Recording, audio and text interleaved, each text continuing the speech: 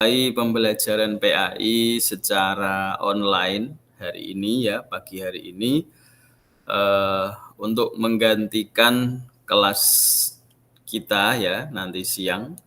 Pagi hari ini saya membuat video, eee, pembelajaran materi kelas 12 di kelas percepatan ya.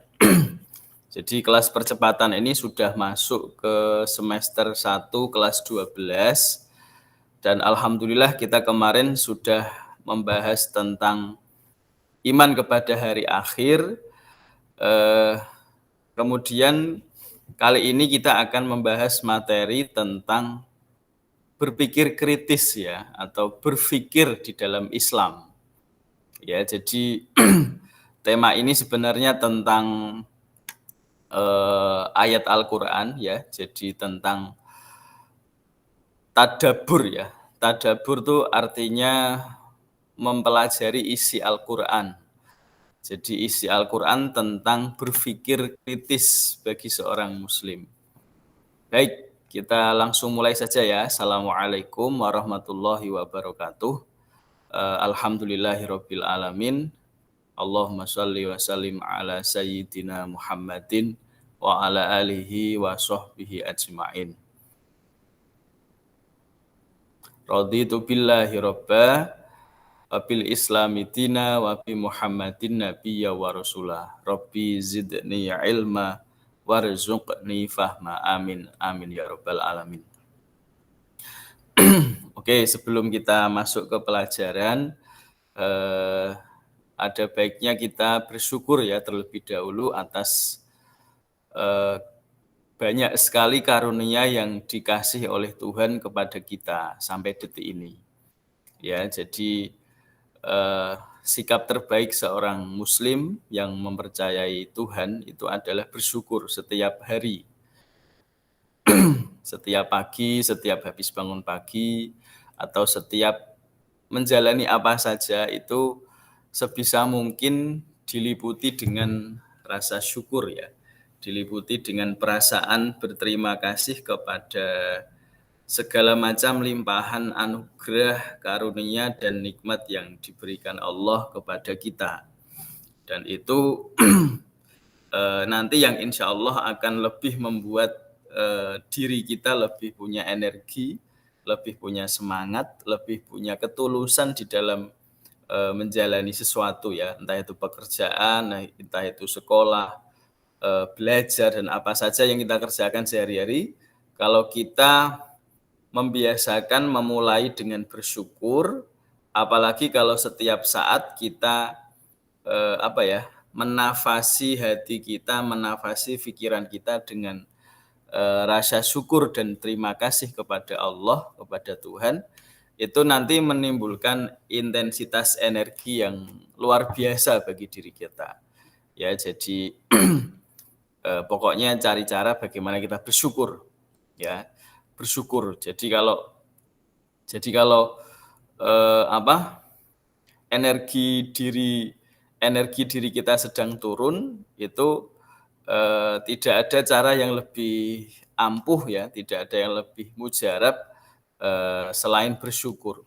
Ya, jadi ketika menjumpai masalah tertentu, menjumpai keadaan yang sulit bagi kita, itu langkah untuk supaya kita bisa bertahan, itu salah satunya atau langkah pertamanya adalah bersyukur dulu. Ya, bersyukur dulu, pokoknya diterima dulu. Apa saja yang terjadi pada kita itu diterima dulu, bersyukur dulu. Nanti Allah akan menuntun kita pada hal-hal yang seharusnya kita lakukan atau seharusnya tidak kita lakukan. Ya, jadi ketika sedang menghadapi sesuatu yang berat, itu pokoknya ingat dulu, bersyukur dulu. Apa yang masih ada dalam diri kita, apa yang masih kita miliki, karunia apa yang masih dikasih Tuhan sama kita, dalam diri kita, dalam kehidupan kita. Ya, pokoknya disyukuri dulu ya. Matur nuwun dulu sama Allah. Nah, nanti itu menjadi penyeimbang ya. Penyeimbang yang semula itu berat itu nanti kemudian meringankan dalam melihat apa yang sedang kita hadapi. Sesuatu yang berat itu nanti akan pelan-pelan mulai akan bisa terasa ringan karena kita bersyukur dulu. Ya, dan Allah berjanji la in syakartum la azidannakum. Ya, jadi kalau kamu bersyukur nanti ditambahkan nikmatnya. Ya, jadi kalau kita berterima kasih kepada Tuhan, menyadari semua ini adalah karunia Tuhan, bersyukur dalam hati, itu nanti Tuhan segera menambahkan kenikmatan. Nah, tambahan nikmat itu bisa berwujud dengan ringannya masalah yang sedang kita hadapi, ringannya problem-problem yang sedang kita selesaikan, ya, ringannya kesulitan-kesulitan yang sedang ada di depan kita. Oke, itu ya. Jadi kita awali dengan bersyukur dulu kepada Allah. Oke, pagi hari ini kita belajar tentang surat Al-Qur'an, ya, surat di dalam Al-Qur'an, yaitu surat Ali Imran ayat 190 sampai 191. Ya. Tentang berpikir kritis. Ya, jadi judul di pelajaran PAI ini berpikir kritis. Sebenarnya tidak usah pakai kata kritis, ya, cukup berpikir gitu aja. Berpikir itu sudah cukup bagi saya, tidak usah kritis. Tapi mungkin penekanan di dalam pembelajaran ini adalah bagaimana nanti siswa itu punya apa ya? Punya karakter kritis, ya. Kritis itu berpikir yang mendalam, berpikir yang bisa menemukan sesuatu, ya, di dalam apa yang mereka hadapi, ya. Jadi tidak hanya lurus, ya, tapi kalau orang kritis itu pokoknya dia menemukan sesuatu yang berbeda, yang tidak ditemukan orang lain. Itu namanya kritis, ya. Berpikir kritis, critical thinking kalau bahasa Inggrisnya, ya. Jadi orang kritis dan tidak tuh pasti kelihatan dari cara dia bertanya, dari cara dia berkata-kata, itu sangat terlihat. Kalau orang kritis itu dia bisa mencari celah pertanyaan yang tidak difikirkan orang lain. Ya, jadi semakin kritis seseorang, semakin ilmu yang dia dapatkan itu bagus. Ya, semakin tidak kritis, ya ilmu yang didapatkan juga sederhana itu, karena dia nggak kritis di dalam menggali dan mengejar ilmu. Ya, jadi naluri kritis itu nanti biasanya naluri berpikir kritis itu akan menimbulkan pertanyaan yang kritis, ya. Nah, pertanyaan yang kritis itu akan menghadirkan ilmu yang juga bagus, ya. Jadi pertanyaan baik itu akan mendapatkan ilmu yang baik, ya. Jadi pertanyaannya kalau kelas 1 ya dapat jawaban kelas 1. Tapi kalau pertanyaannya itu kelas 9, dia akan dapat kualitas ilmu kelas 9. Ya, jadi semakin kritis seseorang dalam bertanya, ya dia juga akan mendapatkan ilmu yang sepadan, ya. Tentu saja bagaimana dia menjalankan pikiran kritis itu. Itu juga berpengaruh. Ya, oke. Sebelum kita membahas panjang lebar ke sana, ini saya ingin video ini tidak terlalu panjang lebar, ya. Jadi langsung masuk ke inti pelajaran. Ya, jadi Quran surat Ali Imran ayat 190 ini kita baca terlebih dahulu, ya. Nanti kita simak penjelasan dan artinya. Jadi kenapa ayat 190 dari surat Ali Imran ini dijadikan pijakan, ya, dijadikan dasar, dijadikan dalil yang menunjukkan bahwa orang Islam itu semestinya mempunyai pikiran yang kritis, ya, mempunyai pikiran yang berkualitas, sering mempertanyakan sesuatu secara kritis. Ya, oke, ini tuntunan di dalam Al-Qur'an atau dalilnya di dalam Al-Qur'an, ya. Kita baca dulu. Bismillahirrahmanirrahim. Inna fi khalqis samawati wal ard. Inna fi khalqis samawati wal ardi wa ikhtilafil laili wan nahari la ayatil li ulil albab. alladzina yadhkurunallaha qiyaman wa qu'udan wa 'ala junubihim wa yatafakkaruna fi khalqis samawati wal ard. Rabbana ma khalaqta hadza batila subhanaka faqina adzabannar. Shadaqallahul adzim. Oke, itu ngajinya ya. Itu ngaji surat Ali Imran ayat 190 191. Jadi membaca firman Allah itu ada beberapa tahap. Nomor 1 dibaca gitu tok saja itu sudah enak ya. Sudah ngaji itu sudah menyenangkan rasanya, sudah mencerahkan jiwa, membersihkan jiwa, mencerahkan jiwa, mencahayai pikiran kita, dan seterusnya. Itu hanya ngaji saja. Nah, di dalam pelajaran ini kita tidak hanya ngaji teksnya ya, tidak hanya ngaji sekedar ngaji Bismillahirrahmanirrahim, inna fi khalqis samawati wal ard.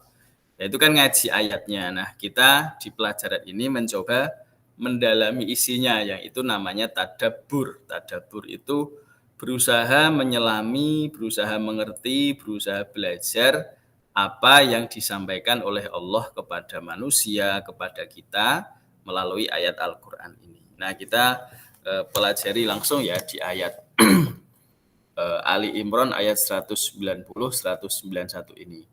Ini biasanya kalau masuk kelas ini langsung saya minta untuk menghafalkan ya. Jadi siswa muslim di pelajaran PAI minimal harus hafal beberapa ayat ya, minimal. Ya masa sebagai orang Islam nggak ada yang hafal blas.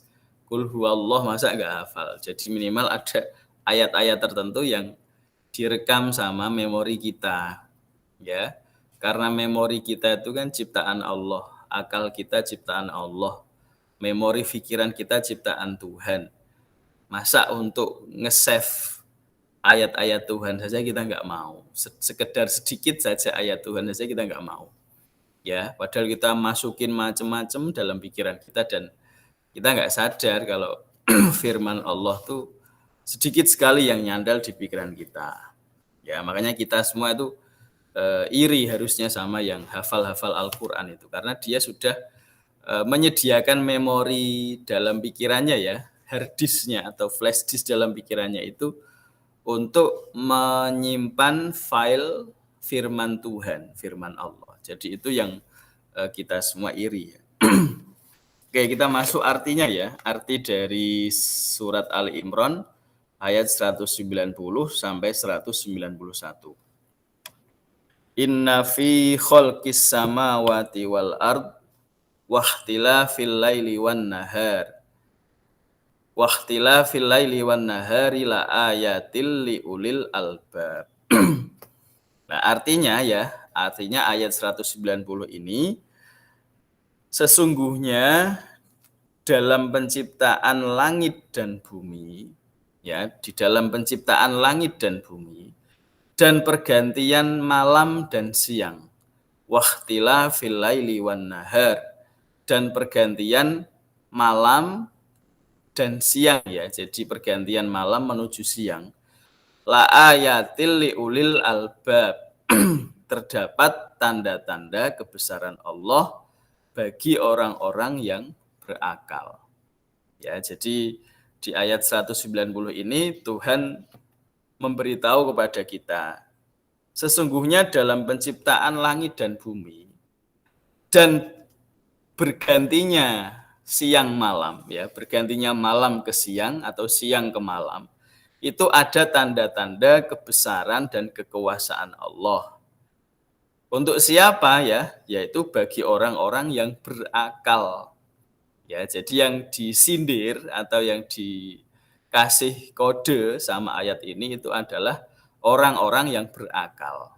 Ya, orang-orang yang berakal. Nah, ini salah satu ayat yang mengajak manusia untuk ayo mikir gitu loh, ayo mikir. Ya, jadi Allah menciptakan langit dan bumi, kemudian siang ganti malam, malam berganti siang, matahari nanti hilang berganti bulan ya. dari panas terang nanti jadi gelap. Artinya pergantian siang dan malam itu banyak sekali tanda kebesaran Allah. Tapi itu hanya disadari bagi mereka yang berakal, ya, yang berakal, yang punya akal. Jadi ini apa ya? Informasi dari Allah, ya, kode, sindiran dari Allah. Jadi mengasih tahu, aku menciptakan langit bumi, menciptakan siang malam, itu adalah tanda kebesaranku, tanda kebesaran Allah bagi kalian yang punya akal, sing mikir, gitu ya. Oke. Nah, itu kan ayat yang sudah sangat jelas ya. Jadi inna fi khalqis samawati wal ard. Inna fi khalqis samawati wal ard.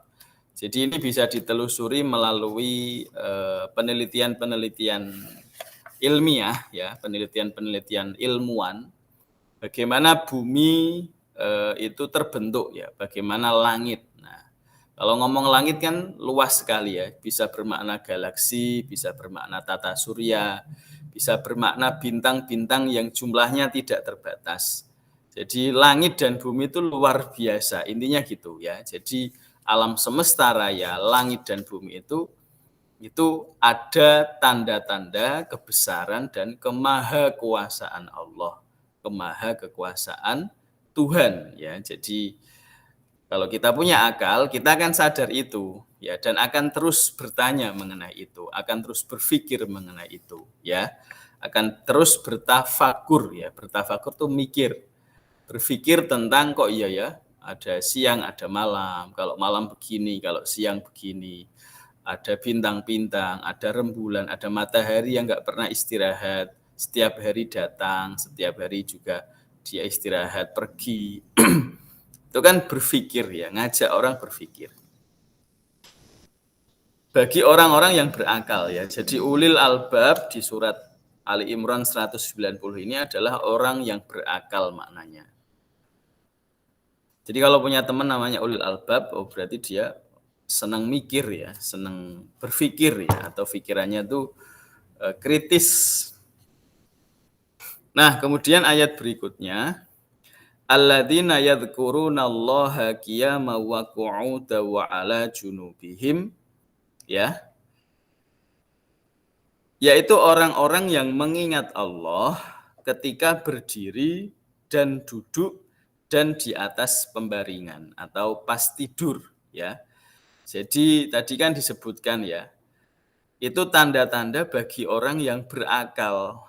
Yaitu yang gimana sih orang yang berakal gitu ya. Lanjutan dari ayat ini adalah orang-orang yang berakal itu yang bagaimana? Alladzina yadhkurunallaha qiyaman wa qu'udan wa 'ala junubihim. Jadi orang yang berakal adalah orang-orang yang mengingat Allah, yang selalu ingat Allah, selalu zikir kepada Allah.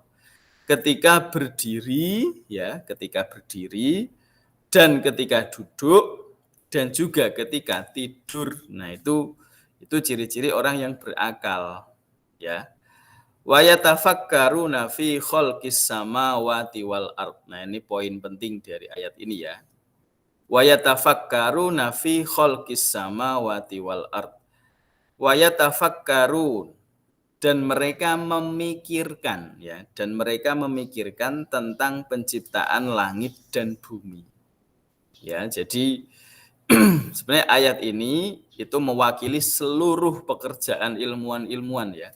Ilmuwan astronomi, ilmuwan geografi, ilmu bumi ya, ilmuwan fisika, kimia, ilmuwan sejarah, ilmuwan sosiologi, ilmuwan apa saja. Jadi yang mereka memikirkan tentang penciptaan langit dan bumi ya. Jadi ini bisa dilihat dari sisi keilmuan apapun ya. Jadi kalau kita baca tentang langit dan bumi, berarti kan itu astronomi, ilmu astronomi, itu ilmu tentang tata surya, tentang galaksi Bima Sakti ya, tentang universe, tentang alam semesta yang luas.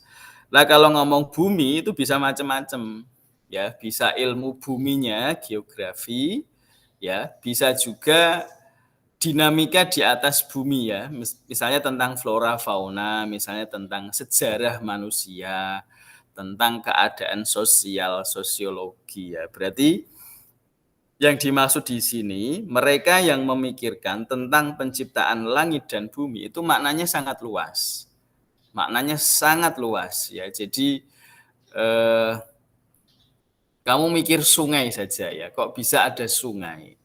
Kok bisa ada air mengalir dari mata air di gunung ya, terus sampai bikin kelok-kelokan di daratan, sampai terus nanti sampai ke laut. Itu bagaimana dulu penciptaannya? Itu masuk dalam pikiran ini, masuk dalam esensi ayat ini ya. Jadi mereka yang memikirkan tentang penciptaan langit dan bumi. Wa yatafakkaruna fi khalqis samawati wal ard. Ya, jadi berpikir apa saja tentang alam semesta ini, kamu masuk di dalam kategori ayat ini. Ya, berarti kita sudah punya tanda-tanda manusia yang berakal. Ya, memikirkan tentang oksigen misalnya. Oksigen kok bisa ada terus? Ini sih bagaimana prosesnya ini? Itu termasuk wa yatafakkaruna fi khalqis samawati wal ard. Ya, berpikir tentang tanah. Ya, tentang tanah. Luar biasa tanah itu. Tanahnya sama, tapi kalau ditanami padi, ditanami ketela, ditanami pepaya, ditanami mangga, itu munculnya kok beda gitu loh. Buahnya kok beda-beda. Itu sampai hari ini saya masih takjub luar biasa sama ciptaan Tuhan ini ya, sama ciptaan Allah. Lihat tanah saja itu sudah kagum luar biasa, benar-benar gumun. Kok iso ya? Itu sama loh. Saya kan di depan rumah kan ada pohon mangga, ada pohon pepaya, ada pohon jambu, ada pohon pisang, ada serikaya, macam-macam. Tapi tanahnya sama, itu tanahnya sama. Tapi ketika masuk tanaman yang beda-beda, yang munculnya beda-beda. Gimana gitu loh. Itu kan dahsyat ya. Nah, berpikir seperti itu ya, sekedar berpikir seperti itu sudah merupakan aplikasi dari ayat Ali Imran ayat 190 ini ya. Apalagi kita mau mendalami ilmunya ya, ilmu biologi, ilmu mikrobiologi, ilmu tanah ya, ilmu vegetasi, ilmu tanaman. Itu kita akan semakin mendalami ayat ini ya. Jadi ayat ini itu tantangan bagi setiap manusia, setiap muslim ya, setiap orang yang beriman kepada Allah untuk terus belajar sama yang ada di dunia ini, yang ada di muka bumi dan yang ada di langit. Ya, jadi pengertian wayatafakkaruna fi khalqis samawati wal ard. Itu mereka yang memikirkan penciptaan langit dan bumi, ya. Jadi kita kalau belajar biologi, belajar tanaman, itu sebenarnya sangat menemukan semangat dari ayat ini. Ya, semangat dari ayat Al-Qur'an yang mengajak manusia untuk berpikir. Ya, dan kemudian ayat berikutnya itu dibaca atau dilanjutkan dengan Rabbana ma khalaqta hadza batila. Rabbana ma khalaqta hadza batila. Jadi kita itu dipancing oleh Allah untuk berkata, Rabbana ma khalaqta hadza batila. Jadi ya Tuhan kami, tidaklah Engkau menciptakan semua ini sia-sia. Ya, jadi di ayat berikutnya ini di Al-Qur'an itu kalimat sastranya itu sangat tinggi ya. Jadi kalau teman-teman belajar bahasa Indonesia ada sastra. Nah, kalau di Al-Qur'an itu ada Ada lambang-lambang sastra ya. Jadi contohnya tadi di ayat yang awal itu Tuhan nerangin ya, orang yang berakal itu bagaimana. Alladzina yadhkurunallaha qiyaman wa qu'udan wa 'ala junubihim wa yatafakkaruna fi khalqis samawati wal ard. Itu kan nerangin orang yang berpikir tuh bagaimana, orang yang berakal tuh bagaimana, dikasih tahu. Kemudian ayat yang berikutnya itu mengajak manusia untuk mengakui kalau yang diciptakan Tuhan itu tidak ada yang sia-sia. Apa saja? Apa saja dalam kehidupan kita, mau itu tanah, pohon, angin, ya, daun-daun, air, itu tidak ada yang sia-sia. Ya, jadi Robbana ma khalaqta hadza batila. Itu artinya adalah, ya Tuhan kami, tidaklah Engkau menciptakan ini semua, tidak mungkin Engkau gawe ini semua sia-sia gitu ya. Jadi tidak mungkin ini semua sia-sia. Jadi setelah tadi belajar tentang penciptaan langit dan bumi ya, mengenai tanah, mengenai angin, mengenai oksigen, mengenai lautan, mengenai sungai, pegunungan, setelah itu belajar. Nah, itu ayat ini menunjukkan kalau setelah kita belajar semua itu, kita mengakui dengan fakta ilmiah kalau ya Allah, Engkau menciptakan sesuatu tuh gak sing sia-sia. Tidak ada yang sia-sia. Dan itu ada kalimatnya yang terkenal sekali ya. Jadi Robbana ma khalaqta hadza batila. Meskipun hanya semut cilik ya. Meskipun hanya tawon ya. Laron pas musim hujan kan banyak. Itu tidak diciptakan sia-sia. Jadi gak ada yang sia-sia dalam penciptaan Allah. Ya, jadi semua itu penting bagi kehidupan ini, ya, penting bagi berjalannya kesehatan alam semesta ini atau kesehatan kehidupan di bumi. Nah, ayat terakhir Tuhan menjelaskan tentang kebesarannya ya, jadi kesuciannya. Jadi kita diminta untuk subhanaka faqina adzabannar. Ya, jadi ini Allah itu mengajari kita. Setelah kamu mikir, ya, setelah kamu merenung, memikirkan ciptaan Tuhan, memikirkan macam-macam, ya, tanaman, melihat sawah, melihat angin tadi, itu diminta untuk mengakui dalam hati, Robbana ma khalaqta hadza batila. Jadi tidak sia-sia ya Allah apa yang Engkau ciptakan. Maha suci Engkau, maka lindungilah kami dari api dan siksa neraka. Jadi ditutup dengan Maha suci Engkau ya Allah, lindungilah kami dari adzaban nar ya, dari siksa neraka. Ya, jadi manusia hidup di tengah-tengah tadi semua, penciptaan langit dan bumi, itu kan dikasih pilihan ya, dikasih pilihan. Jadi kita hidup di tengah tadi langit dan bumi, itu kan dicolke gitu ya, dicolke sakarep-karepnya kita. Mau milih elek ya monggo, pilih HP ya monggo. Nah, itulah kita perlunya memohon perlindungan kepada Allah supaya dihindarkan dari siksa neraka, supaya diselamatkan. Ya, karena kita itu manusia, itu dikasih kebebasan. Kita dilepaskan di dunia, diciptakan di dunia itu dibebaskan, dikasih naluri kebebasan untuk milih yang baik dan yang buruk. Ya. Tapi Allah itu senang kalau hambanya itu memilih yang baik. Ya, jadi kita setiap saat juga harus memohon perlindungan kepada Allah supaya dijauhkan dari perilaku-perilaku yang nanti mendekatkan kita kepada siksa neraka. Ya. Oke ya, jadi ayat itu bercerita tentang gambaran seseorang yang berkualitas ya, seseorang yang pikirannya itu dinggo ya, jadi orang yang memakai pikirannya, orang yang menggunakan pikirannya, yaitu orang-orang yang berakal. Ya, jadi mulai dari diingatkan tentang penciptaan langit dan bumi.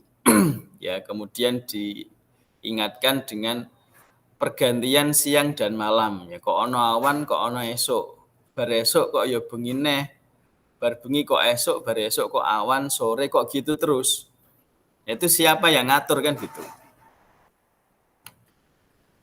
Nah, itu orang yang mau berpikir tentang semua itu ya, dan menyadari bahwa semua itu adalah kekuasaan dan kehebatan dan kebesaran Allah, maka dia disebut ulil albab. Ulil albab itu yang berakal, sing duwe akal. Ya makanya kalau orang-orang Jawa itu kan nek mangkel sama sesuatu, sama perbuatan sing kok genah gitu ya, perbuatan sing kok aneh banget. Iku kan ngomongnya kan duwe utek ta ora kan gitu kan. Nah, itu juga dipakai oleh Al-Qur'an. Cuman ya orang nganggo utek-utek gitu ya. Jadi orang yang berakal. Kalau dalam bahasa yang lain tuh afala ta'qilun. Apa kowe iki ora mikir gitu intinya ya. Apa kowe iku ya tidak berpikir. Afala tatafakkarun. Kamu tuh nggak pernah mikir tah gimana gitu ya. Nah, kalau bahasa wong desa nek menjumpai hal-hal sing ngawur ya, itu mesti kan uteke ra dinggo kan gitu. Nah, itu kan menandakan kalau manusia itu sing paling dhuwur iku akalnya gitu loh. Nek wong kok ngawur berarti kan wis ra nggo utek, wis ra nggo pikiran gitu loh.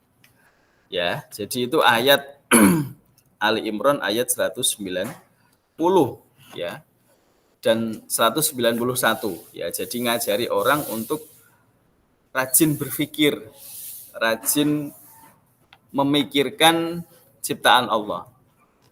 Ini nggak usah mikir Tuhan, nggak usah mikir Allah, nanti gila ya, nanti nggak akan sampai karena yang menciptakan pikiran tuh ya Allah. Nggak mungkin bisa memikirkan Tuhan. Tapi kita manusia didorong untuk berpikir tentang ciptaan Tuhan. Ya, jadi kita ngelihat diri kita sendiri saja di cermin itu sudah, kalau kita punya naluri kritis ya, itu sudah luar biasa. Kok iso ya raiku koyo ngene ya, kok iso rambutku koyo ngene ya. Aku gak pesen kabeh iki, kok iso ngene ya. Kok bisa mataku dua dan bisa ngelihat. Kok bisa aku punya hidung yang bisa mencium. Kok bisa aku punya lidah yang bisa merasakan. Itu kan kalau kita punya pikiran, delok kaca tok itu sudah luar biasa. Sekedar ngelihat kaca ya, delok raimu dhewe, itu sudah luar biasa gitu loh. Iki sing gawe sapa gitu loh. Makanya nek di dalam Islam kan lapo-lapo kan ada doanya. Ya termasuk pas sisiran. Sisiran yang ngarep kaca bercermin itu ada doanya. Ya Allah, sebagaimana Engkau membaguskan wajahku, maka baguskanlah juga akhlakku. Itu doanya. Nanti cari bahasa Arabnya, saya lupa. Pokoknya ada doanya seperti itu. Itu menunjukkan kalau kita ngelihat diri kita sendiri saja tuh banyak yang bisa kita pikirkan dan kita syukuri kepada Tuhan. Ya kok bisa tanganku obah-obah, sarafnya kan masih sehat berarti.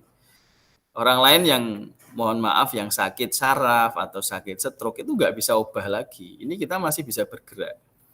Ya, jadi kita bisa belajar apa saja, berpikir apa saja. Jadi berpikir kritis itu bisa dimulai dengan memikirkan diri kita sendiri. Ya, jadi nggak usah berpikir tentang planet Jupiter. Ya itu nggak apa-apa, mikir itu nggak apa-apa. Tapi coba lihatlah cermin dan pikirkanlah dirimu itu sudah keren, luar biasa, dahsyat luar biasa ciptaan Allah itu. Ya, jadi itu inti dari ayat ayat Ali Imran ayat 190 sampai 191. Jadi kita diajak berpikir, diajak mengembara untuk melihat langit, bumi, melihat pohon, melihat hutan, melihat sungai, melihat apa saja dan kita memikirkan ya, bertafakur tentang semua itu. Berpikir tentang semua itu. Ya, jadi berpikir itu ada dua. Nomor satu berpikir penasaran saja. Kayak saya tuh bisanya ya penasaran saja, kritis tapi tidak mendalami. Contohnya ya, saya kalau minum es degan itu gumunnya luar biasa nih, ngombe es degan itu. Itu kan pohon kelapa ditanam di tanah. Kok bisa nanti ketika berbuah kelapa tuh ada air di situ gitu loh. Itu siapa yang ngisi kan itu? Itu kan ya berpikir, itu namanya bertafakur dan saking kagumnya ya wis dahsyat maha suci Allah kan gitu. Langsung gitu aja kalau saya. Robbana ma khalaqta hadza batila, luar biasa semua ciptaan Allah itu. Ya kok bisa jadi degan, kok bisa jadi aceh, rambutan, kok bisa jadi mangga, rasanya beda-beda kan. di tanah yang sama.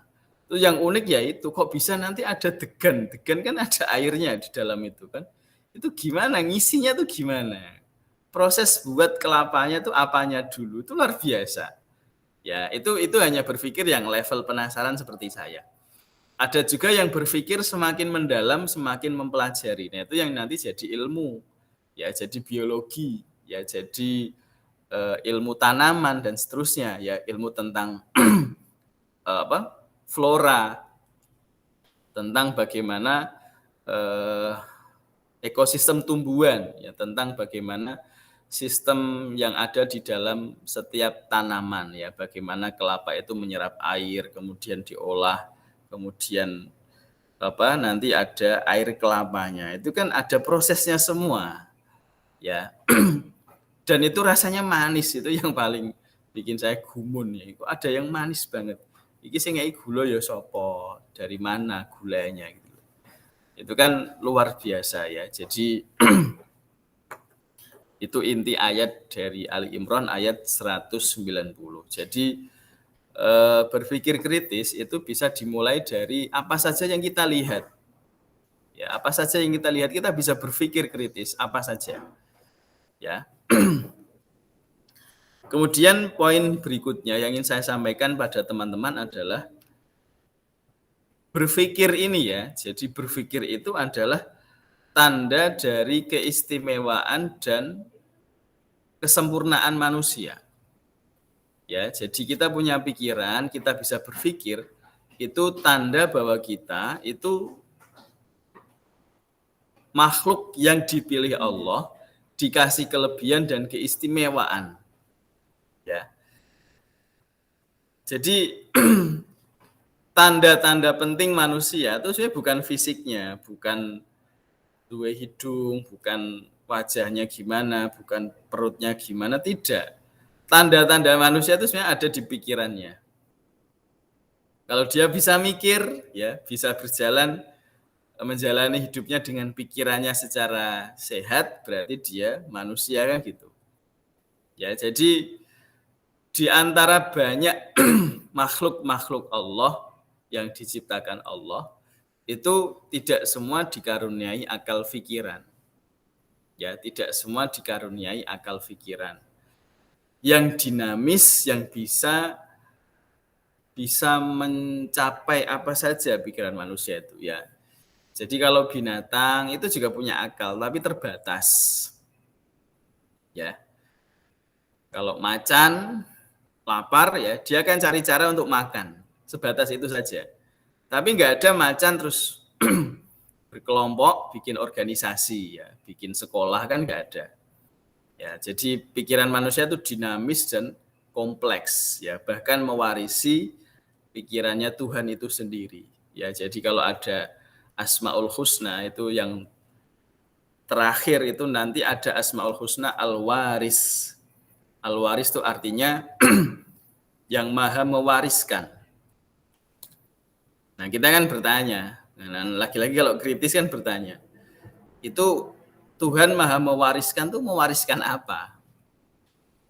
Mewariskan tanah, mewariskan apa, mewariskan bumi atau apa, ya bisa macam-macam. Tapi yang lebih penting dari semua itu adalah Allah itu mewariskan potensi dirinya sendiri kepada manusia. Jadi pikiran manusia itu mirip sama pikiran Tuhan. Meskipun kecil ya dalam konteks yang terbatas. Jadi pikiran kita itu seperti pikiran Tuhan. Makanya bisa kritis, bisa mikir macam-macam seperti manusia. Itu sebenarnya pikiran Tuhan sendiri. Mirip pikiran Tuhan sendiri, tapi dalam ruang yang kecil dan terbatas. Nah, contohnya kalau penulis novel, kamu pernah baca novel kan? Yang pernah membaca novel itu pasti tahu. Novel itu kan menceritakan kehidupan seseorang ya, menceritakan kisahnya. Oh, siswa ini namanya misalnya Ucup ya, misalnya Ucup sekolah di SMA 1, kemudian nanti dia menyukai seseorang seperti ini, kemudian dia mengalami ini, kemudian ternyata dia kecelakaan, terus ternyata dia sembuh, pindah sekolah. Itu kan penulis novel itu sama dengan nulis takdirnya manusia, benar nggak? Itu kan pekerjaan Tuhan, itu kan pikiran-pikiran Tuhan itu loh. Jadi menata kehidupan, nata takdir, nata skenario kehidupan itu kan ide-idenya Tuhan. Tapi penulis novel bisa melakukan itu. Ya, dan tidak hanya penulis novel, semua seniman-seniman itu sebenarnya mewarisi pikiran Tuhan. Ya, dan kita kita semua itu mewarisi pikiran-pikiran Tuhan atau ide-ide Tuhan. Tapi dalam ruang yang terbatas. Ya, misalnya kita bisa kan mikir, aku pengen gawe gunung yang lebih besar daripada Himalaya misalnya. Kita bisa mikir itu tapi tidak bisa mewujudkan, ya. Kalau Allah bisa memikirkan, bisa mewujudkan, punya kekuasaan, punya kemampuan. Makanya kita tuh diwarisi pikiran Tuhan saja itu. Tapi kekuasaannya itu tidak semua hal dikasih ke kita. Ya. Jadi manusia itu menjadi paling mulia posisinya itu karena punya pikiran. Ya, manusia itu menjadi the best of the best creation ya. Jadi makhluk terbaik. Ini ada di surat At-Tin ya. Jadi ahsani taqwim. Laqad khalaqnal insana fi ahsani taqwim. Ya, jadi telah kuciptakan laqad khalaqnal insan. Telah kami ciptakan manusia fi ahsani taqwim, dalam bentuk yang sebaik-baiknya. Jadi dalam bentuk yang terbaik manusia itu. Ya. Tapi ayat ini tuh ada tapinya ya. Jadi laqad khalaqnal insana fi ahsani taqwim tsumma radadnahu asfala safilin. Ya, tapi mereka kemudian itu melorot lebih rendah daripada binatang-binatang. Itu ayat At-Tin ya, nanti dipelajari. Jadi kalau nggak hati-hati, manusia yang sempurna, yang punya akal, itu justru bisa lebih melorot derajatnya dibanding binatang, karena nggak hati-hati. Ya, nggak bisa menata hidupnya sehingga dia bisa lebih rendah dari binatang. Kenapa kok bisa lebih rendah? Karena dia punya akal. Ya, punya akal kan bisa milih. Bisa milih yang baik, bisa milih yang buruk. Kenapa kamu milih yang buruk? Padahal kamu tahu yang buruk itu tidak disukai Tuhan. Ya, berarti kan dia lebih rendah dari binatang. Kalau binatang dia nggak bisa milih. Binatang ya gitu aja, pokoknya makan, tidur, gitu. Tidak punya pilihan lain selain yang bisa dia lakukan itu. Tapi kalau manusia itu bisa memilih macam-macam dalam kehidupannya. Ya, jadi karunia pikiran, karunia akal ini itu yang menjadikan manusia itu makhluk terbaik. Makhluk terbaik itu namanya ahsanu taqwim. Nah, ahsanu taqwim ini yang nanti jadi khalifah. Khalifah itu manajer. Khalifah itu yang mengatur dan mengelola bumi. Jadi khalifatu fil ard. Khalifah fil ard itu manusia. Di Al-Baqarah tuh Allah menerangkan inni ja'ilun fil ardi khalifah. Aku ingin menciptakan di bumi khalifah. Ya, jadi khalifah itu yang mengelola bumi. Ya, atau khalifah itu dalam pengertian yang lain adalah wakil Tuhan di bumi. Jadi yang mengelola bumi, yang mengelola tanah, yang mengelola air, yang mengelola hutan, yang mengelola gunung-gunung itu adalah manusia yang dikaruniai pikiran tadi, ulil albab. Ya, yang dikaruniai akal. Makanya dia jadi makhluk yang ahsanu taqwim, sebaik-baik ciptaan.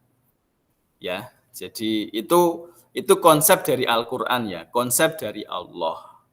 Ya, kalau sekarang kita di zaman modern ini menemukan manusia kok semakin merusak alam, semakin merusak dirinya sendiri ya, terjebak hal-hal yang merugikan dirinya sendiri ya, merusak atmosfer ya, merusak hutan-hutan jadi gundul, bahkan bikin obat-obatan narkoba yang menghancurkan manusia. Ya, itu beda urusan dengan apa yang disampaikan Al-Quran. Berarti manusia sudah menjauh dari apa yang Tuhan perintahkan. Ya. Jadi akal pikiran yang kita punya, ya, pikiran kita kalau yang bisa memikir macam-macam, itu adalah tanda penting kemanusiaan kita. Jadi tanda paling penting manusia itu pikirannya. Kalau makan, minum, pipis, tidur, ya, buang air besar, keringetan, itu semua binatang ya kayak gitu, sama. Ya, semua hewan itu seperti itu, sama. Ya, jadi ciri-ciri penting manusia itu di pikirannya. Kalau pikirannya berjalan, bisa bekerja, bisa menalar sesuatu, bisa memikirkan sesuatu, berarti dia manusia gitu loh. Tapi kalau pikirannya nggak dipakai, yang dipakai itu adalah nafsunya saja, maka dia berarti sudah kehilangan ciri-ciri manusianya. Ya, jadi di surat Ali Imran ayat 190 ini menunjukkan kalau ciri penting manusia itu ada di pikirannya. Ya, jadi yang membuat makhluk manusia itu lebih tinggi dibanding makhluk yang lain itu pada aspek berpikirnya, ya, pada dimensi berpikirnya. Yaitu tadi kalau cuman bisa berjalan, bisa makan, minum, tidur, itu sapi, kambing ya gitu, sama saja, bisa berjalan, bisa ngomong, bisa punya suara, buang air besar, air kecil, itu persis dengan binatang. Tapi karena manusia itu dikasih akal, nah itu yang bikin manusia beda. Karena kita punya akal, jadilah kita punya sekolahan seperti ini gitu loh. Kalau kambing kan nggak pernah rapat terus bikin sekolahan. Mereka ya akalnya terbatas. Lapar, gimana caranya makan kan gitu. Tapi nggak pernah mereka terus rembukan, biaya gaya organisasi, biaya gaya sekolah, biaya arisan, kan nggak pernah mikir. Tapi kalau manusia itu punya pikiran, sehingga kehidupannya menjadi lebih lebih bermakna seperti sekarang ya, bisa menciptakan macam-macam, bisa memproduksi macam-macam. Ya, pakai baju, bisa membuat baju, ya, bisa membuat komputer. Itu kan pekerjaan-pekerjaan khas manusia. Bersekolah, belajar, itu pekerjaan khas manusia. Tapi kalau turu, pipis, buang air besar, melaku-melaku, turu, apalagi keringetan, itu persis dengan binatang, podo karo kewan. Yang membedakan yaitu tadi, ketika pikirannya bekerja, itulah manusia gitu loh. Makanya kalau manusia kok nggak pernah mikir, nggak pernah pakai pikirannya, berarti ya wis, dia berarti mau bergabung dengan bangsa binatang. Ya, karena anugerah yang dikasih tidak dipakai. Oke ya, jadi itu poin berikutnya dari yang surat Ali Imran ayat 190. Kemudian poin yang juga sangat penting, jadi ayat Quran yang menerangkan tentang berpikir kritis ini itu sangat dibutuhkan bagi manusia untuk memperbaiki keadaannya.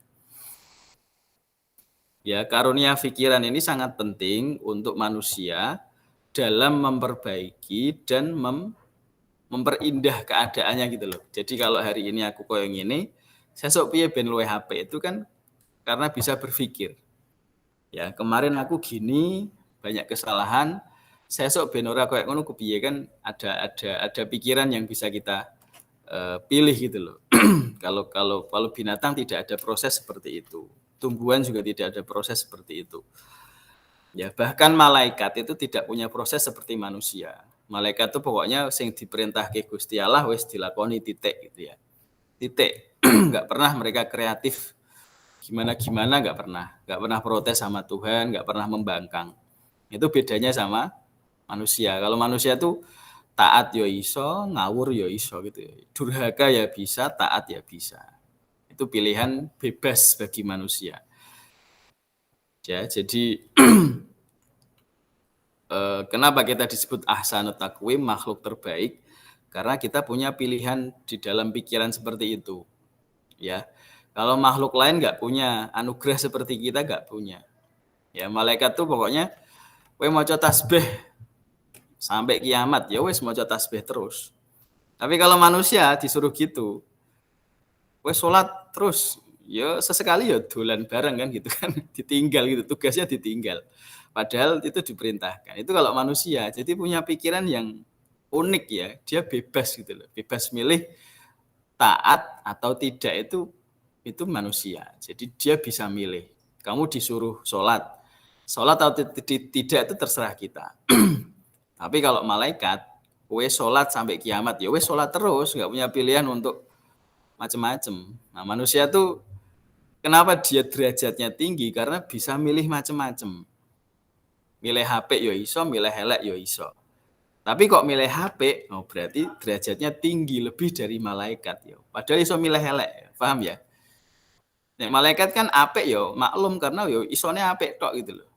Ya, kenapa dia baik? Karena bisanya hanya milih baik malaikat itu. Tapi kalau manusia bisa bebas memilih kok milih sing elek, milih sing buruk. Jadi dia lebih rendah dari setan. Kenapa? Karena dia bisa milih yang baik kok milih sing elek gitu loh. Ya kan, kenapa setan buruk? Karena dia gak iso milih, memang ditakdirkan untuk jadi jelek, jadi buruk. Ya, tapi manusia bisa milih baik dan buruk kok milih buruk, berarti dia lebih rendah dari setan. Tapi kalau milih yang baik itu bisa lebih tinggi dari malaikat. Seperti Nabi Muhammad itu kan anak buahnya kan malaikat. Nabi Sulaiman tuh malaikat kan anak buahnya Nabi Sulaiman. Jin, malaikat tuh anak buahnya Nabi. Jadi kalau memilih baik, dia bisa terbang, bisa melebihi kualitasnya malaikat. Karena bebas tadi. Kalau ditentukan kan sudah nggak seru ya. Tapi sekali lagi kalau milih buruk, derajat manusia itu bisa lebih rendah dari binatang. Yaitu yang disebut tsumma radadnahu asfala safilin. Jadi mereka memilih lebih rendah daripada bangsa binatang. Oh iso milih HP kok iso malah milih sing elek kan gitu. Ya, untuk apa akal yang kamu punya? Gak mikir apa ya kan gitu Al-Qur'an ya. Kemudian yang ingin saya sampaikan ya, terakhir yang membuat Nabi Muhammad itu Nabi akhir zaman itu salah satunya adalah beliau berpikir kritis terhadap masyarakatnya. Ya, jadi pikiran kritis ini penting dalam rangka tadi memperbaiki diri dan masyarakat. Nah, kita tahu ada masyarakat yang namanya masyarakat jahiliyah. Nah, di masyarakat jahiliyah ini segala sesuatu sudah berlawanan dengan nilai-nilai kemanusiaan. Ya, jadi orang berbohong sudah biasa, orang berdagang curang itu sudah biasa. Ya, saling tipu menipu dalam perdagangan sudah biasa. Fitnah-fitnah di dalam masyarakat jahiliyah itu biasa.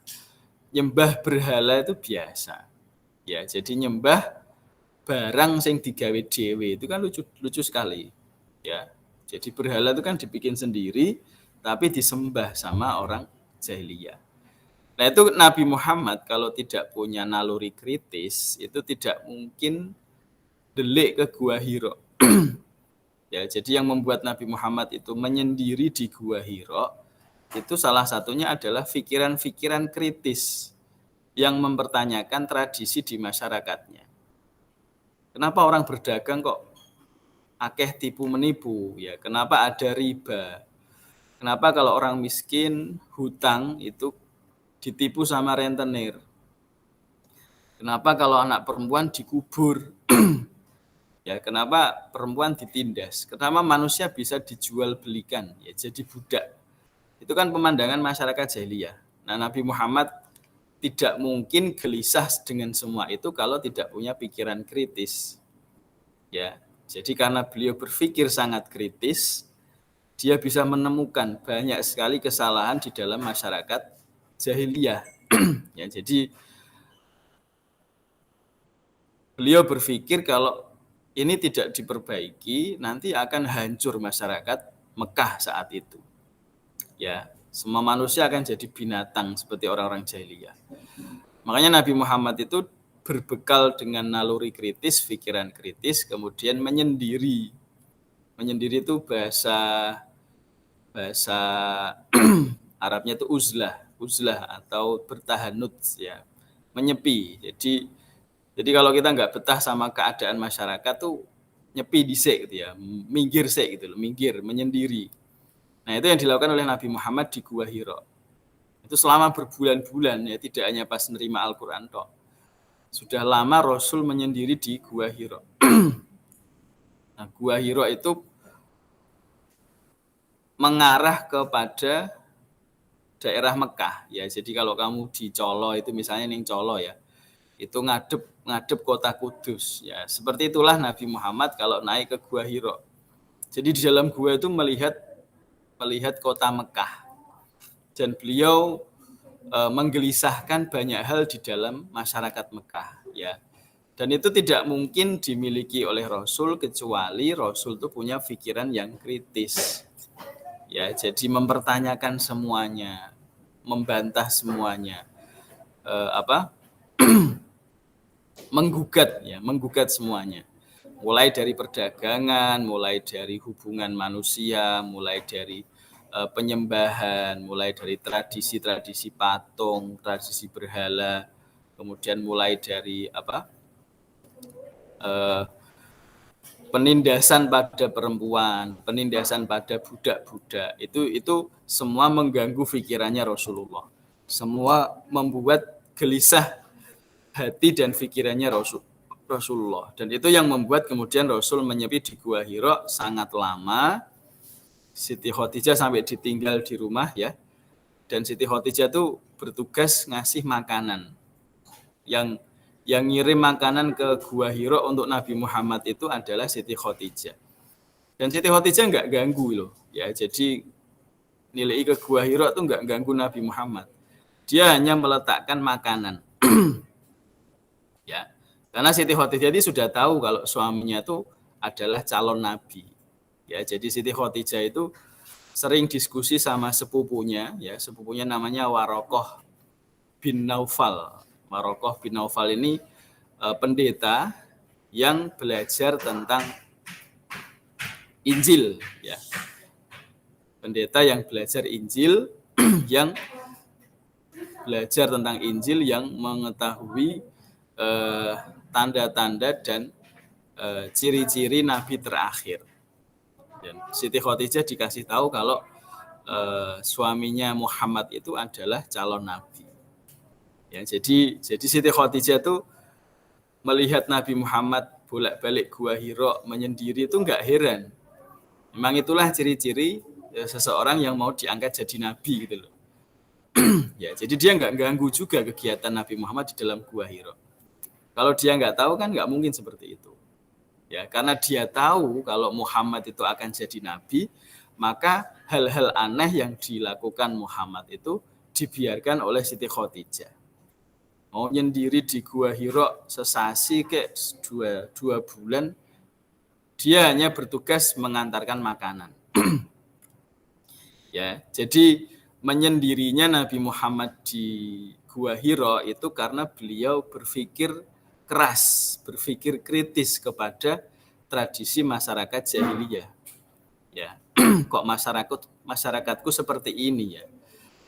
Kok berhala disembah? Kok perdagangan banyak yang curang? Kok anak perempuan tidak disukai?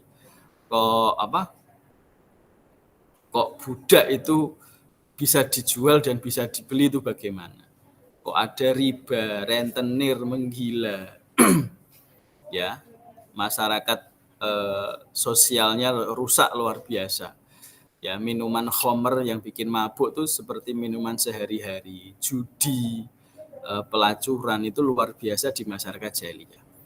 Itu Rasul tidak tahan dengan semua itu karena pikirannya yang sangat kritis, pikirannya sangat peduli ya kepada masa depan masyarakat Mekah. Makanya beliau memilih menyendiri, beliau memilih delik di Gua Hira.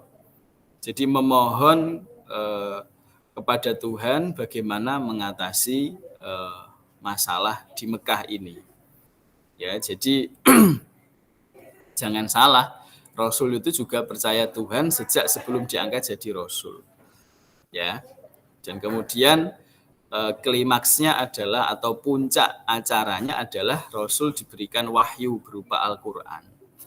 Nah, Al-Quran yang turun kepada Rasul inilah yang pelan-pelan akan mengubah kehidupan di masyarakat Mekah, khususnya masyarakat jahiliyah, menjadi lebih beradab, menjadi lebih manusiawi, menjadi lebih sesuai dengan nilai-nilai kemanusiaan. Ya, jadi di Mekah ini mulai ada perubahan setelah Al-Quran turun ya sampai hari ini. Ya, jadi proses seperti itu tidak akan mungkin terjadi kalau Nabi Muhammad itu tidak punya naluri kritis, tidak punya naluri berpikir kritis melihat masyarakatnya. Ya, jadi teman-teman juga gitu. Dalam mengambil pelajaran ini kita juga harus meningkatkan kritisisme kita, ya, pikiran kritis kita terhadap lingkungan kita, terhadap masyarakat kita, terhadap keadaan kita sendiri, ya. Berpikir kritis supaya kita menemukan solusi-solusi, kita menemukan perbaikan-perbaikan, kita menemukan perubahan-perubahan bagi diri kita sendiri maupun bagi masyarakat kita. Nah, itulah yang dilakukan oleh Nabi Muhammad. Ya, jadi proses beliau berpikir kritis sampai mendapatkan wahyu dari Allah, kemudian menyebarkan wahyu itu sampai merubah jazirah Arab, sampai merubah seluruh dunia, sampai Islam sampai ke kita. Itu dimulai dari Nabi berpikir kritis gitu loh, Nabi gelisah melihat keadaan Mekah. Kalau saat itu Nabi Muhammad biasa-biasa wae, ya nggak mungkin ada cerita seperti ini. Ya, kalau Nabi Muhammad dulu penakut, ya nggak pernah mikir tentang perbaikan masyarakat jahiliyah, tidak mungkin Islam sampai seperti ini. Ya, jadi karunia Tuhan berupa pikiran kritis ini harus kita syukuri, harus kita manfaatkan sebesar-besarnya. Ya, jadi potensi berpikir kritis yang disampaikan oleh Al-Quran tadi itu harus kita maksimalkan. Ya. Nah, bagaimana kita memaksimalkan pikiran kritis? Nah, itu nanti yang akan kita bahas di pertemuan-pertemuan berikutnya. Ya, bagaimana pikiran kita tuh bisa punya naluri kritis, ya, supaya nggak mainstream pikiran kita. Ya, saya kan sudah sampaikan di awal tadi, semakin bagus pertanyaan, nanti akan semakin dapat jawaban yang bagus. Tapi kalau pertanyaannya biasa aja, ya ilmunya biasa aja. Tapi kalau semakin pinter bertanya, nanti yang kamu dapatkan juga sesuai dengan kualitas pertanyaan. Ya, jadi itu yang menjadi salah satu poin penting ya dalam materi berpikir kritis dan bersikap demokratis sesuai Al-Quran ini ya, ayat Ali Imran ayat 190. Kemudian yang terakhir ya, poin terakhir yang ingin saya sampaikan di materi ini adalah ketika manusia itu berdialog dengan kitab suci, ya. Ketika manusia itu mencoba membaca kitab suci, itu juga membutuhkan alat penting yang namanya akal. Ya, jadi akal kritis dan jiwa yang bersih ya dalam diri manusia. Jadi kalau kita mengharapkan Quran kemudian menyelesaikan seluruh persoalan hidup kita ya tidak bisa, karena itu membutuhkan kerjasama akal kita. Ya, kudu mau mempelajari, harus mau menyinauni ya. Jadi gak mungkin ayat Al-Quran terus ngadeg dewe, terus kemudian memberikan solusi bagi yang kita hadapi, tidak. Jadi cara berdialog dengan Al-Quran itu juga sangat butuh akal pikiran. Ya, jadi malah menurut seorang ulama itu ada yang mengatakan kalau kamu membaca Al-Quran, membaca artinya, kemudian timbul pemikiran sesuatu yang baik, sebenarnya pemikiranmu yang baik itulah ayat yang sesungguhnya gitu. Ya, jadi lahir dari kamu bersentuhan dengan Al-Quran, kemudian lahir pemikiran yang baik, supaya kamu bisa menyelesaikan persoalan dalam hidup kita. Nah, itulah ayat yang sesungguhnya gitu loh. Jadi ada satu ulama yang menjelaskan seperti itu. Jadi ayat itu bukan yang ditulis di kertas-kertas itu benar ayat Al-Quran. Tapi supaya kita tuh memperoleh manfaatnya itu ada dua syarat. Nomor satu, akal yang bersih tadi ya, akal yang suci, akal yang kritis. Kemudian jiwa yang bersih, jiwa yang suci yang menyerah, berserah diri kepada Allah. Ya, kalau pinter tapi jiwanya sombong, hatinya sombong, ya nanti dia nggak akan dapat cahaya Al-Quran. Ya, jadi akalnya juga harus pinter, kemudian jiwanya juga harus bersambung kepada Allah atau jiwa yang berserah diri kepada Tuhan. Jadi nanti bisa mendapatkan manfaat, bisa mendapatkan petunjuk. Ya, namanya hidayah itu kan petunjuk. Ya, petunjuk dari Al-Quran itu bisa didapatkan kalau kita mau baca. Baca dan memahami itu kan butuh akal. Ya, makanya yang dikasih Quran itu bukan kambing, bukan sapi, tapi manusia. Kenapa? Karena yang punya akal. Kalau kamu ke kandang kambing, kayak Quran petang puluh dino, ya dia nggak akan paham apa-apa. Tapi kalau dikasih ke manusia, kan lama-lama dipelajari, lama-lama dicari tahu. Oh, ini tentang ini membahas tentang bumi, ini membahas tentang hutang piutang, ini membahas tentang perdagangan, ini membahas tentang pernikahan, ini membahas tentang belajar. Jadi ketemu ya, kalau yang dikasih Quran itu makhluk yang punya akal. Ya, jadi untuk membaca kitab suci, untuk memperoleh manfaat dari kitab suci, itu saja butuh akal. Ya, jadi tidak mungkin kalau kita ingin mengamalkan ajaran-ajaran Islam secara luas tanpa menggunakan fungsi akal. Ya, jadi itu yang ingin saya sampaikan ya. Jadi poin-poin penting dari materi ini saya kira sudah saya sampaikan ya. Jadi ayat tadi itu menggambarkan tentang manusia yang ulil albab, yang mikir tuh bagaimana ya. Kemudian pikiran itu adalah keunikan manusia yang membedakan manusia dengan makhluk-makhluk lain. Kemudian Nabi Muhammad tuh bisa dapat ayat Al-Quran itu juga dimulai dari rasa kritis. Ya, Nabi kan mengkritik semua kebiasaan orang jahiliyah, mulai dari nyembah berhala dan seterusnya itu ya, sampai beliau dapat ayat dari Allah. Dan kemudian kalau kita ingin menerapkan pikiran kritis ini, maka setiap hal yang kita jumpai itu harus bisa menghasilkan hikmah ya. Jadi melihat apa saja, mengalami apa saja, itu difikirkan, direnungkan, apa pelajaran yang bisa aku ambil dari peristiwa ini, apa hikmah yang bisa aku petik dari kejadian yang seperti ini. Itu berbagai macam hal ya, terserah apa yang kita alami. Ya, misalnya ngombe kok keselak iki kenapa ya, itu kan berpikir ya. Ngombe kok keselak, oh berarti tenang, harus duduk. Ya sekedar seperti itu ya, kecil-kecil. Nanti terbiasa ya, naluri kritis nanti terbangun kalau kita biasa merenungi apa saja yang kita alami, apa saja yang kita lakukan. Ya, atau apa saja yang kita jumpai. Ya, ngelihat di jalan kok ada kecelakaan. Itu kan kita berpikir, apa yang membuat kecelakaan itu terjadi? Oh mungkin ngantuk, oh mungkin kebanteran ngegase, oh mungkin jalannya lagi padat, seterusnya kan. Kita bisa mikir, nah pelajaran apa yang bisa kita ambil dari peristiwa itu. Itu juga melatih naluri-naluri kritis dalam pikiran kita. Jadi ketika melihat apa saja, kejadian apa saja, itu kita berlatih untuk mencari sesuatu. Ya, sesuatu itu pelajaran. Kita bisa belajar apa dari keadaan yang seperti ini, dari peristiwa yang seperti ini. Ya, oke, saya kira itu beberapa poin-poin penting yang bisa saya sampaikan di video kali ini ya, pembelajaran kali ini. Mungkin minggu depan kita lanjutkan tentang bagaimana kita mempertajam pikiran kita, bagaimana kita bisa membangun satu habit ya, satu kebiasaan untuk berpikir kritis, dan bagaimana kita bisa seimbang ketika sudah punya pikiran kritis. Karena kalau kritis-kritis tapi tidak seimbang, itu juga merugikan kita. Nanti ya macam-macam nanti kita pikirkan ya. Oke, saya kira itu yang bisa saya sampaikan pagi hari ini.